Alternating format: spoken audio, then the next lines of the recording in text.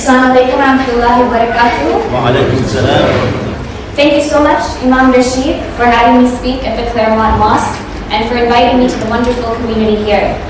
Also, thank you to Brother Farid Sayyid for connecting me to the mosque.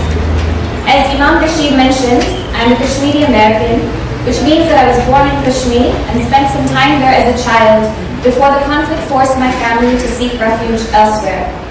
We ended up in the United States, where I've lived and studied since, but I do go back home every year and have spent significant time conducting research there.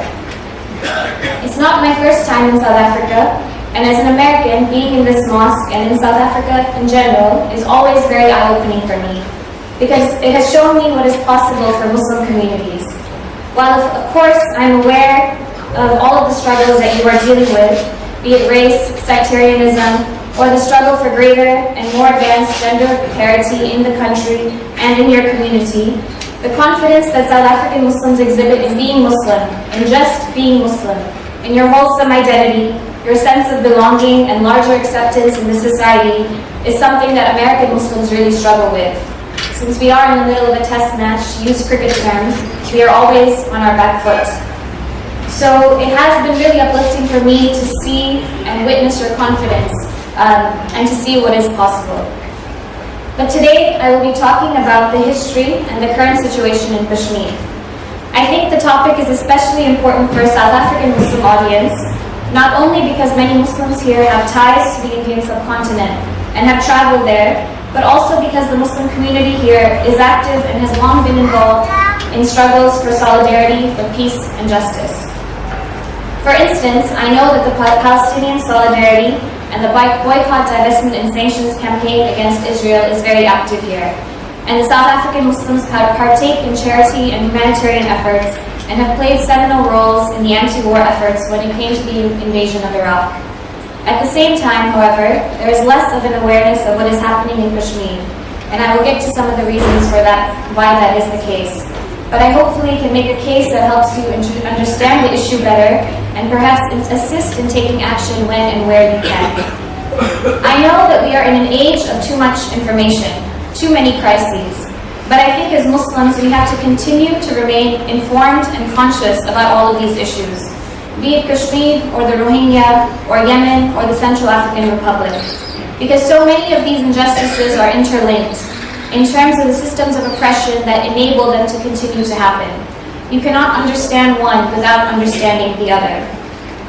As many of you may have heard before, our beloved Prophet Muhammad ﷺ once compared the Muslim Ummah to one body. He said that if one part of the body is in pain, like the eye or the head, then the whole body is in pain.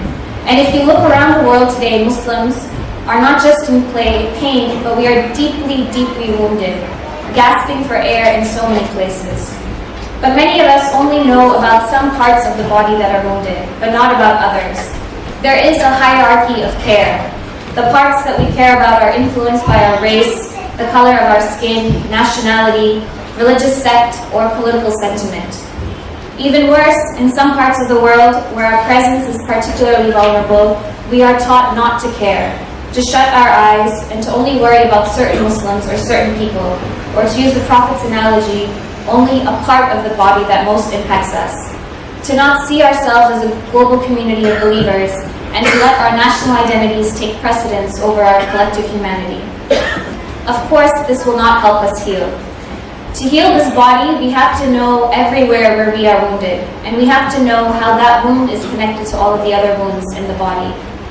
And so, let me tell you about the wound that is Kashmir. Many of you have heard of this place of mountains and lakes, of beautiful embroidery and shawls and art. You might have heard of the poetry of the Mughals and their opulent praise of the valley. And it's all true. It's a place of extraordinary beauty, surrounded by barbed wire and army bunkers. Our Himalayan peaks are capped with snow and 700,000 troops. More than in any other part of the earth. More than double the combined number of US troops in Afghanistan and in Iraq. First, for the basic geography. Kashmir is located between India, Pakistan, and China. Pakistan controls one part and India controls the other.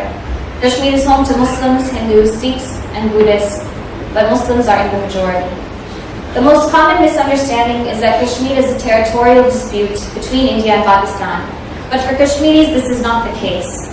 At its core, this is a struggle for the people of Kashmir to be able to determine their own future. Most people trace the history of the conflict in 1947, when the British left the Indian subcontinent to be partitioned into India and Pakistan. But the Kashmir issue actually goes back to almost 2 decades before. In 1931, Kashmiri Muslims launched their first ever agitation against the Dogras, who were a Hindu monarchy that ruled over Kashmir since the mid-1800s. At the time, the Muslims were poor and uneducated and were discriminated against by the Dogras. So they were calling for a more representative government and for better economic and educational opportunities. At the time of partition, Kashmir had the option of either acceding to India or Pakistan. But the situation was complex because Kashmir was a Muslim-majority region and its ruler was Hindu.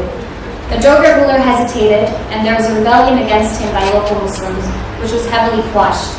As a result, a tribal army from Pakistan came to liberate the region's Muslims. The ruler panicked and went to the new government of India to ask for military help. India agreed and said that they would provide assistance as long as the ruler agreed to accede to the country. The Dogra king signed the treaty, which promised that the state's future would be determined by reference to the people. It also said that India would only have a say over the defense, communications, and foreign affairs of the region. Otherwise, Kashmir would have significant autonomy in all of its other affairs. Both India and Pakistan went to war in 1948 over Kashmir, which resulted in 2/3 of the state to be controlled by India, while 1/3 was controlled by Pakistan. India took the dispute to the United Nations, which called for a referendum in which Kashmiris would be able to determine their own future.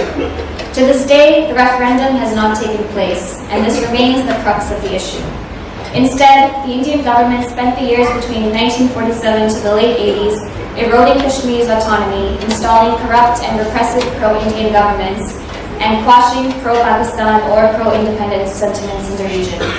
After failing to get the referendum through constitutional means, and because of the realignments in global politics after the Iranian Revolution and the Soviet invasion of Afghanistan, Kashmiris took up arms in an armed insurgency. From the late 1980s to the early 2000s, Kashmir was embroiled in an uprising between Kashmiri and foreign fighters against the Indian state. The insurgency was supported by Pakistan. Of course, a small band of rebels was no match for the Indian state, which violently quashed the movement. During this time, over 700,000 Indian forces became part of the permanent landscape of the region and remained there until today. During the militancy, between 60 to 80,000 people were killed and 8,000 people disappeared, and there are still no answers to what happened to them, whether they are dead or alive. In addition, countless women were raped by Indian forces. It seemed that for much of the 2000s, things were quieter in Kashmir, but in 2008, a new wave of largely non-violent protests began to emerge, calling for azadi or freedom from Indian rule. They were led by the generation that was raised during the period of heightened militancy. These were young people in their teens and 20s, the opposite of your born frees if you would like a comparison. And they were fed up with the militarization, the routine killings, and the level of oppression. Since 2008, almost every year, there has been an upsurge in violence for months at a time. 2016 was the worst, and I'll go into what happens in 2016 to give you a sense of what happens during these periods of heightened violence. Because of the crackdown on dissent and no steps being taken to resolve the issue, a small group of young Kashmiris have once more turned to an armed rebellion. They are being killed by the dozens. This year alone, over 200 of them were killed. India, of course, is doing its best to position them as terrorists, but these are young kids who are simply frustrated and driven to fight. In July of 2016, the Indian forces killed 22-year-old Burhan Wani, who was the most popular of this group of rebels. Burhan had joined militant ranks when he was just 15 years old, after witnessing his brother getting beaten up by Indian forces near their home. For nearly 7 years, he absconded the forces and achieved a folk-like status, with tales being narrated of his narrow escapes from the forces and his Robin Hood-like generosity towards his people. Few people know that Burhan never actually killed anyone, but so strong was his symbolism and his act of defiance that he was India's most wanted man. After news of his killing spread, there was collective mourning throughout Kashmir. Hundreds of thousands came from all over and defied curfew orders. In fact, 4 janazas had to take place to meet the number of people, and there were funeral prayers in absentia all over the region. After his death, there were protests throughout. Protests in Kashmir are similar to those in Palestine. Crowds of young, unarmed boys, some who carry stones and to throw at Indian soldiers, being met with live ammunition at times, and most recently pellet guns, which, when fired, shoot small but high-velocity lead pellets into the skin and damage internal organs. Many of these pellets were fired into young people's faces, resulting in nearly 1,500 youth who became blinded and 15,000 that received injuries in 2016 alone.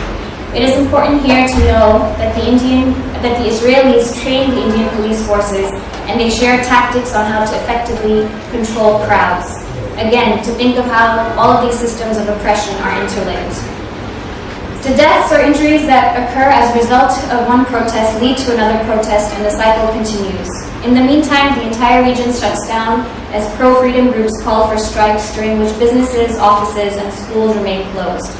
The state also preemptively calls for organized protest, preemptively cancels organized protest by declaring a curfew in the region, with strict shoot-on-site orders. The 2016 agitation lasted for nearly 7 months. So you can imagine, people were not going to work, many in the working class were struggling to make ends meet, and children were not attending school for that entire time. But of course, no one in the West bats an eyelash for these children who aren't attending school. In addition to brutally quashing protests, Indian forces also enter into neighborhoods, arresting and beating those who they believe are stirring the agitation. They work with a strong network of local informers, many of whom are forced to work for the occupation as a result of financial need or fear for their lives and families. They regularly arrest youth who are involved in stone throwing or participation in protest, many of whom are under the age of 18. These youth are booked under the notorious Public Safety Act, which effectively brands them for the rest of their life, even if they are released. During their detention, they are subject to torture, including electric shock, sexual humiliation, and other tactics that are also used by the Israelis. There's also a plan by the government to build Israeli-like settlements in Kashmir in a bid to change the demographics, to make it less Muslim. Now keep in mind that all of this happens with complete impunity for the forces. They are mostly protected from prosecution. The state also clamps down on communication networks, sometimes for days or weeks at a time, including phones, messaging services, and social media. This is all happening in what is called the world's largest democracy.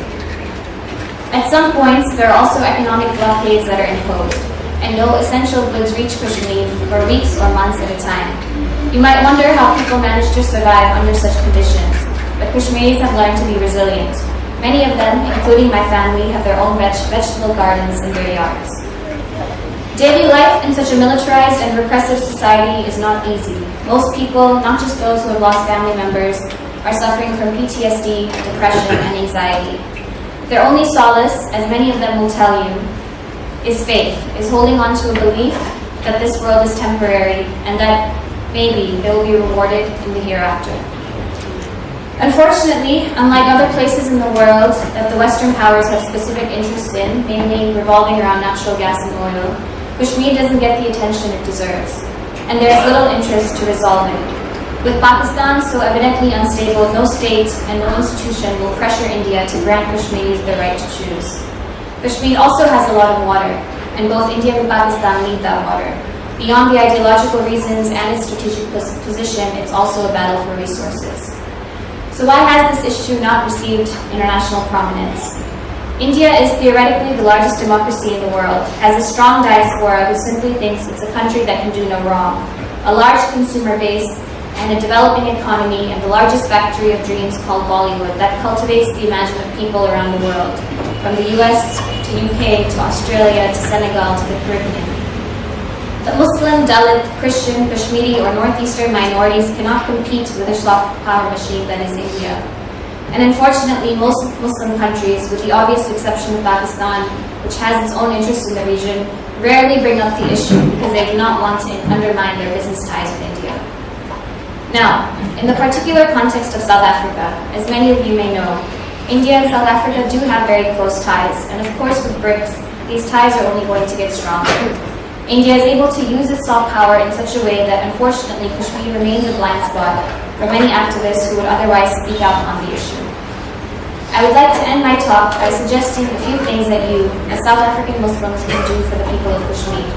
The issue is stuck in limbo, but the people need solidarity from the outside to put pressure on the respective governments. The first is simple. Inform yourselves and others about what is going on. A handful of Indian and international media do cover Kashmir, Al Jazeera English being one, and The Scroll in India. Informing yourselves will allow you to amplify Kashmiri voices here. Incorporate the issue during your social justice events. Connect with Kashmiris who are on the ground. Plan an activist solidarity trip to Kashmir and hold your leaders accountable on their relations with India. If there are steps that are being taken to create greater ties between the two countries, use that as an opportunity to raise the issue of Kashmir. Write about it for your papers and change the narrative. India has so far managed to get away with its actions in Kashmir, but having more international scrutiny will make an impact. Jazakallah for your time and attention. May Allah subhanahu wa ta'ala forgive us for all of our sins and heal our community wherever we are hurting. Ameen.